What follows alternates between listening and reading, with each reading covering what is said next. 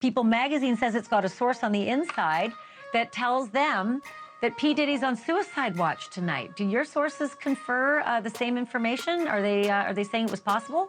Indictment alleges that on more than one occasion, Combs carried or brandished firearms to intimidate and threaten victims and witnesses. Sexually assaulted has been incredibly deep and hard to put into words.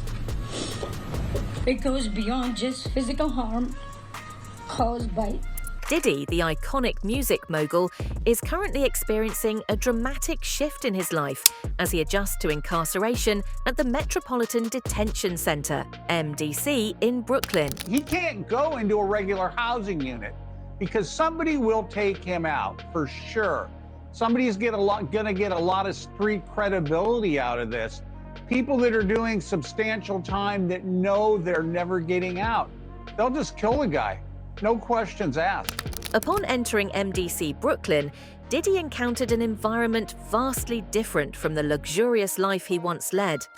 Confined to the Special Housing Unit, SHU, reserved for high-profile inmates, Diddy's experience is defined by strict regulations and minimal freedoms. Cadre inmates, they don't have to be white-collar inmates, but they're doing maintenance on the building. And the problem why there's a lot of violence there, they have housing units.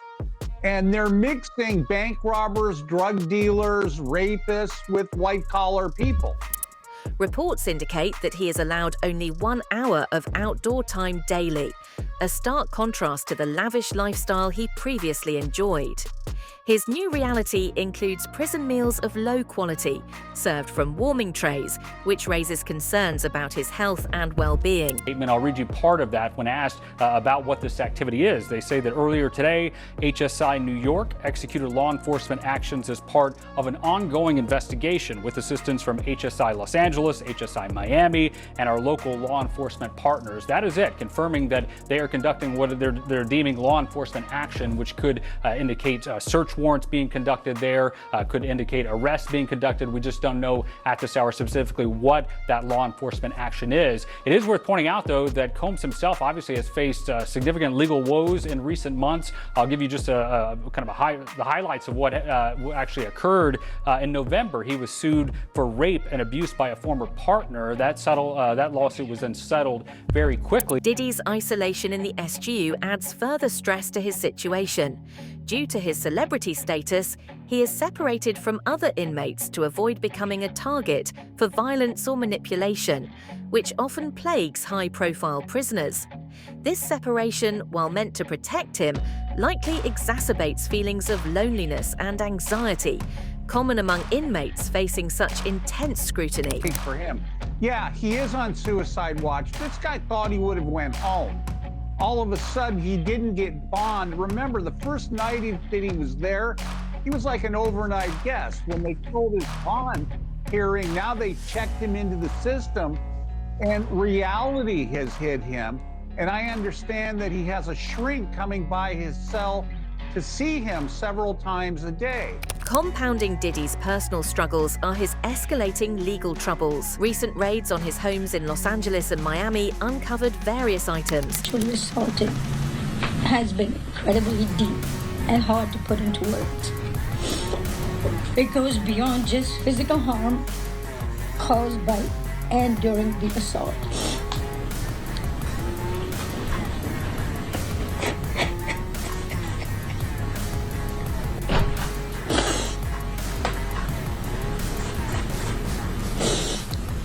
It's a pain that reaches into your very core of who you are and leaving emotional scars that may never fully heal. Including drugs and over 1,000 bottles of personal lubricants, dubbed freak-off supplies by prosecutors. These discoveries have raised serious questions about his activities outside of prison and have complicated his legal situation. The indictment alleges that those individuals facilitated the freak-offs. They booked the hotel rooms and stocked them with the supplies, including drugs, baby oil, personal lubricant, extra linens, and lighting.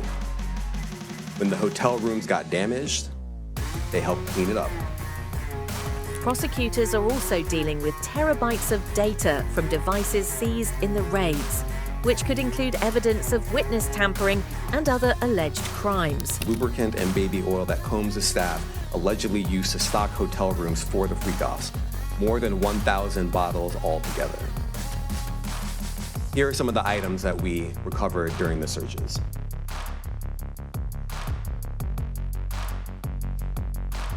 As you can see here, this is a drum magazine, large capacity, and it contains, I believe, 59 rounds. I mentioned as well, we recovered 3 AR-15s. This is a close-up shot of one of the AR-15s, and you can see right here, the serial number has been thoroughly defaced. Another picture of more ammunition and parts of 2 AR-15s right there. Despite these developments, Diddy's legal team has expressed frustration with the U.S. Attorney's Office, accusing them of unfairly targeting him. His attorneys have cited the harsh conditions of his confinement as a reason to seek bail, but the court has ruled against it, citing potential risks such as violence and witness tampering. Who's going to be watching the kids? All right. So this was the first step. We have a bail appeal scheduled for tomorrow at 3:30 in front of Judge Carter, the district judge assigned to this case. I think that we made the points that we've been wanting to make. I think it came out. Mr. Combs is a fighter. He's going to fight this to the end. He's innocent. He came to New York to establish his innocence. He's not afraid. He's not afraid of the charges. There's nothing that the government said in their presentation today that changes anyone's mind about anything. As a result, Diddy remains in custody while awaiting trial, a process that could take months or even longer. That, because people in the SHU have an abbreviated list. So he's out of luck. No stake for him. Yeah, he is on suicide watch. This guy thought he would have went home. All of a sudden, he didn't get bond. Remember, the first night that he was there, he was like an overnight guest. When they told his bond hearing, now they checked him into the system, and reality has hit him. Adding to the complexity of the case are allegations from former associates, including a high-profile lawsuit filed by Cassie Ventura, accusing Diddy of sexual assault and other misconduct. 16 incident at the LA hotel that I mentioned earlier, a member of the hotel security staff intervened, and Combs attempted to bribe the staff member with a stack of cash to make sure that what happened was kept quiet. And as the indictment alleges, in late 2023, after public allegations were made about Combs' crimes, he and others pressured witnesses and victims to stay silent, including by making phone calls to witnesses and victims and giving them a false narrative of what they had experienced. And as alleged, Combs used others to help conceal his abuse by monitoring and preventing victims from leaving a location in order to hide their injuries, or by locating and contacting a victim who had attempted to flee. As part of this investigation, in March of this year, special agents from HSI executed search warrants at Combs' residences in Miami and Los Angeles. They also executed a warrant for Combs' electronic devices. During those searches, agents seized evidence of the crimes charged in this indictment. They seized firearms and ammunition, including 3 defaced AR-15s and a large capacity drum magazine. Although that case was settled quickly, it has contributed to the growing scrutiny surrounding him. Diddy Combs, also known as the defendant, and another individual and other entities.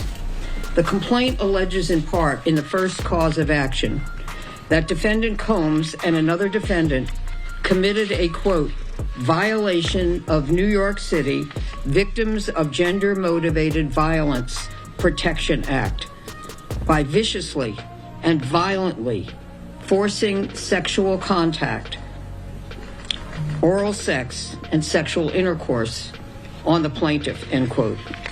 In addition, the complaint alleges in the second cause of action that defendant Combs and another defendant committed a violation of New York civil rights law, quote, section 52-B, end quote, by, quote, raping plaintiff and recording it.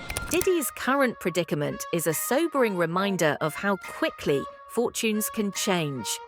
Once a celebrated figure in the music industry, he now faces serious legal battles and mounting evidence that could alter the trajectory of his life and career. To Los Angeles, that is where we have attorney Gloria Allred speaking with her client, an alleged Diddy victim. Let's listen on Live Now from Fox, and we should warn everyone, viewer discretion heavily advised during this moment. Legal experts have noted the psychological toll incarceration can have, particularly for someone like Diddy, who has lived in positions of power and privilege for decades. When you have a lot of money and you have no accountability and you want to do whatever the you want to do whenever the you want to do it, I think he can go a little bonkers. This transition to life behind bars, coupled with the legal challenges, will likely have profound effects on his mental state and future prospects. In conclusion, Diddy's ongoing situation highlights the difficult realities faced by individuals entering the prison system.